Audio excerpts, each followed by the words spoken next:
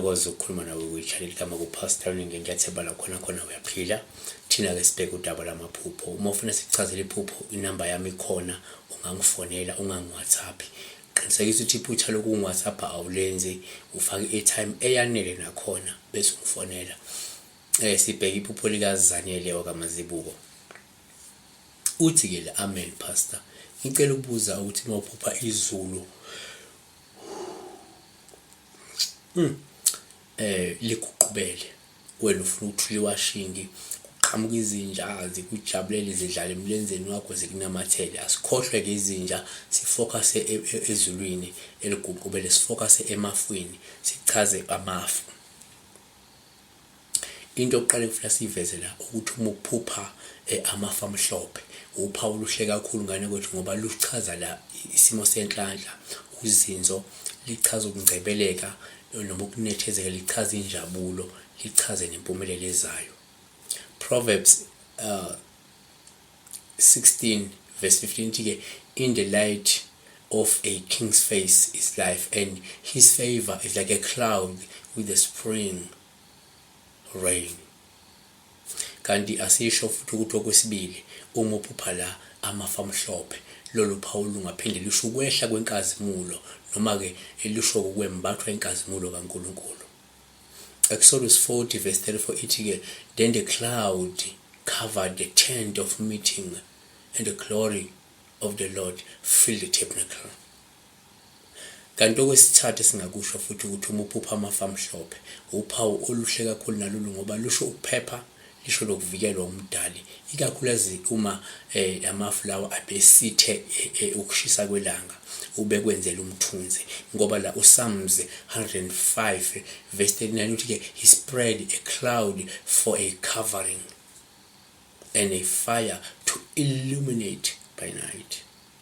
Asisho ukuthi okwesine uma usuphupha amafu amhlophe uphawu esingathatha njengoluhle, ngoba lusho ukuthi maybe wena njengamanje, noma lisho ukuthi lungasho ukuthi sesisondele isikhathi sokuthi umdali azibonakalise kuwe noma ke azibonakalise ebandleni.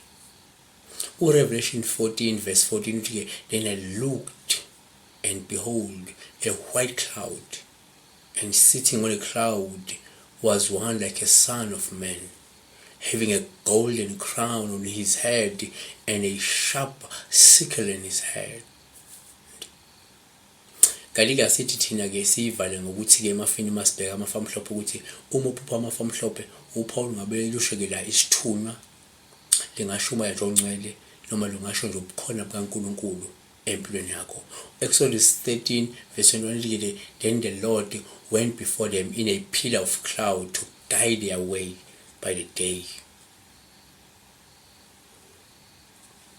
Kanti ke musubupha ubona izulu lihloma ngamafu amnyama, lolu phawu singathatha njengoluphi, ngoba la so luxwayisa lusho ukuthi lindela inkinga, lindela umzima, lindela ingqushunqushu, lindela ukungqubuzana nabanye abantu, lindela ukuba nezingqinamba nje ezizobhekana nazo okwesikhashana empilweni.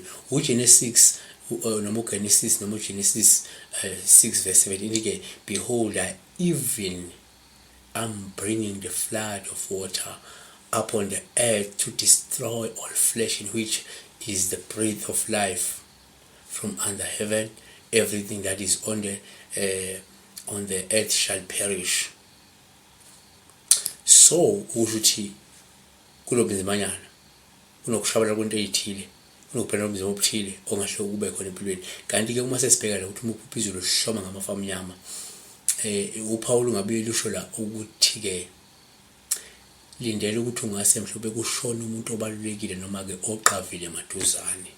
Sibheka uEzekiel 30 verse 3 ithi ke, for the day is near, even the day of the Lord is near. It will be a day of clouds and a time of doom for the nations. Kepha kasivale ngokuthi uma uphupha ubona inkungu, lolu phawu sithatha njengolungasilubi, kodwa futhi oluvama ukuchaza la ukhanjelwa yidalwa zikamoya. Lungasho futhi ukhanjelwa yidlozi noma ke invisibility yedlozi ngaleso sikhathi. Yabona? Kanti ke uma ubona izinja zikujabulela, so uphawu sithatha njengokuzungezwa abantu abamnene futhi abantu abalungile. noma ke amathongo akho abeneme, amathongo akho bejabulile njengamanje, amathongo ubegculisekile mhlawumbe ngendlela owenza ngayo izinto empilweni. Siyabonga-ke besibheka le iphupho likazanele wakamazibuko. Malilide kakhulu iphupho, qiniseka ukuthi ufake i-airtime ungifonele. Malifisha ungalibhala la ku-comment section bese silibheka nje kafushane iphupho lakho. Mina ngiyabonga. Ngama uphasa ningi like le video bese like ama-video esiwenzile, uphinde uhlale la ubeke ingxenye yomndeni. Akukho ke la kuchazwa khona amaphupho ngokukhethekile njengala kwaNewflake ngaza kwethu. Siyabonga.